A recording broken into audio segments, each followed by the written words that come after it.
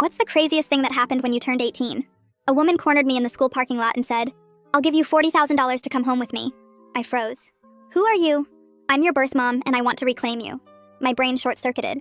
I'd been dreaming of this day ever since I was a child, and never expected it to start with a bribery. "I'm sorry, I think you have the wrong person," I said coldly, before shoving past her and running for the school bus. That night, my phone buzzed with a notification from Venmo. $40,000 from Fiona Gold, my birth mom.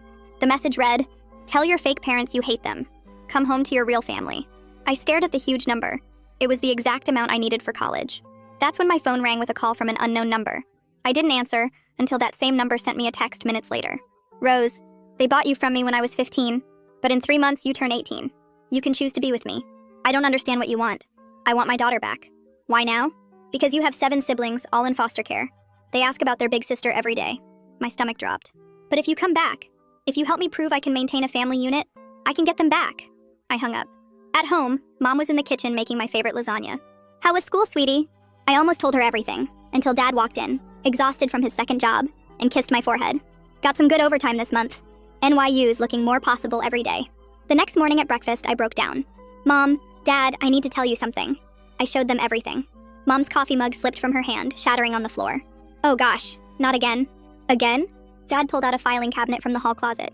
Inside were folders filled with legal documents and restraining orders against Fiona. "She tries to reconnect every few years," Mom whispered, tears streaming. "We've spent everything fighting her. We didn't want you to know. Didn't want you to feel like I wasn't worth fighting for," I finished. "Like you were being fought over," Dad corrected. My phone buzzed with another Venmo notification. $1,700 with the message, "$100 for every year your parents stole." When I didn't respond, she followed up with, "Your real siblings need you. They cry for you. Be the sister they deserve."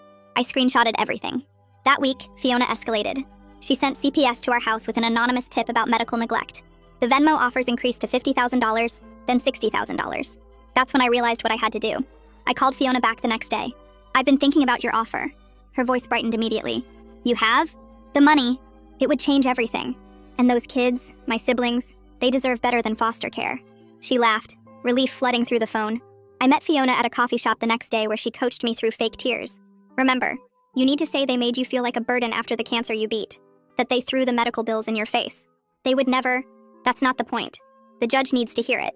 She introduced me to 3 witnesses she'd paid, including my dad's estranged brother who'd agreed to testify for $10,000. "He's going to say he saw them lock you in your room," Fiona explained casually. "And this woman will say she heard your mom call you ungrateful at the grocery store. Once I have you, all my other kids follow. That's 8 kids, Rose. Maximum government support, tax benefits, and the survivor benefits from your biological father's death." My blood went cold.